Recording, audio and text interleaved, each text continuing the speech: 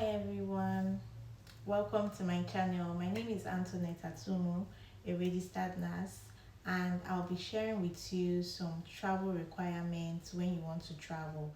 Traveling internationally is actually exciting, but it can get really overwhelming if you don't prepare properly, especially when you are traveling with kids or when you are moving or migrating to a new country.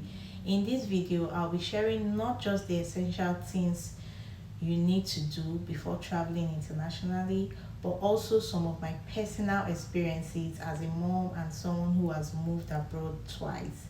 So you can learn from them and make your own trip a lot easier.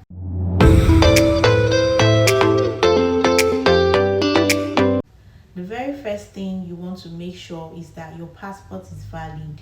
A lot of countries require at least 6 months validity beyond your travel dates. And of course, check if you need a visa and apply early. Trust me, the last thing you want is a last minute scramble because you didn't realize a visa was required to the country you're going to be traveling to. Two is research entry requirement. Like post pandemic, travel rules has changed really quickly. Some countries still require certain vaccinations or health forms. Always double check the latest entry requirements on the official government website before you go. Thirdly, if you're traveling with kids, now, like me, you have to think ahead to make them comfortable. I always pack candies, sweets, lollipops, and they help a lot with ear pressure. When the plane is taking off or when it's landing, it helps to keep them calm and reduce their restlessness. So during the flight itself, they are usually fine. But I also love to bring their tablets, quiet singing toys, and take advantage of the in-flight screens too. The key is to keep them busy without disturbing other passengers. I know it can be hard, really, but you just have to try. Fourthly, make copies of important documents. Always have backup paper and digital copies. Your phone could go off, you might not have a charger. Have a backup of your passport, visa, tickets, hotel bookings. I usually save them on my phone and in my email just in case anything gets misplaced. Then get travel insurance. Travel insurance might sound optional, but it's really a must. From lost bag to medical emergencies, even especially when you have kids, it saves you from unexpected costs and headaches. They are not costly, just try and get a cheap one, affordable one. Six is notify your bank and prep money. Let your bank know that you are traveling, especially if you are migrating, so your card doesn't get blocked overseas. And always have a mixed credit card, like a debit card and a credit card, and a bit of cash in the local currency for probably small purchases. Now, if you are not just traveling, but you are moving abroad like migrating, you will need to plan to move your belongings.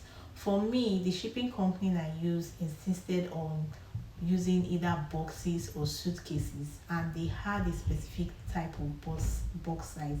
At first I bought a box and it was way too big for their requirements, so I had to go back, get the right one. Every company has its own specification, so you want to check all of that, or you check if you want to budget for extra luggage or the shipping fee, whichever one works best for you, just to move your luggages in case you are moving internationally. Another important thing is to book airport transfers and accommodation in advance. Whether you're traveling for vacation or relocating, arrange your airport pickup in advance. Don't wait until you arrive to figure it out. You could get confused, it can leave you stranded. Same with accommodation. Book your hotel or Airbnb. Secure a place to stay before you land. Then you want to pack smart and light. Talking about packing, we all know packing can be cumbersome sometimes. You can get packing cubes, like me. You can get packing cubes, rolling clothes into suitcases. Pack only what you need. I usually use the cubes, like I said, to stay organized, and sometimes I do roll the clothes to save space too.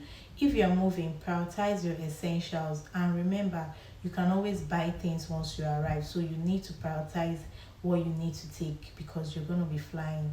In addition, learn basic local phrases in case you're traveling to a non-English speaking country. A few simple phrases like hello, thank you, help, please in the local language can go a long way. And you want to also sort out your phone and internet, whether you use the SIM card or eSIM. You can get a portable Wi-Fi. Another thing I've learned is you don't want to arrive in a new country and you have no way to communicate, to connect. Check your network options, whether there are roaming options, whether it's an international SIM, eSIM or portable Wi-Fi device, like I said before, so you can call, use maps, and stay connected at a cheaper rate. Most importantly, secure your home before leaving. Don't forget about home safety before you leave. Lock up properly, unplug all the appliances, lock the taps. If you can, ask a neighbor or friend to check in while you are away. If you're moving permanently, try to rent an apartment or get an Airbnb before you travel. It gives you a soft landing. So, those are my must do's before traveling internationally, with a few personal lessons I've picked up along the way. Preparation makes all the difference, whether you're traveling solo or with family or even migrating to a new country.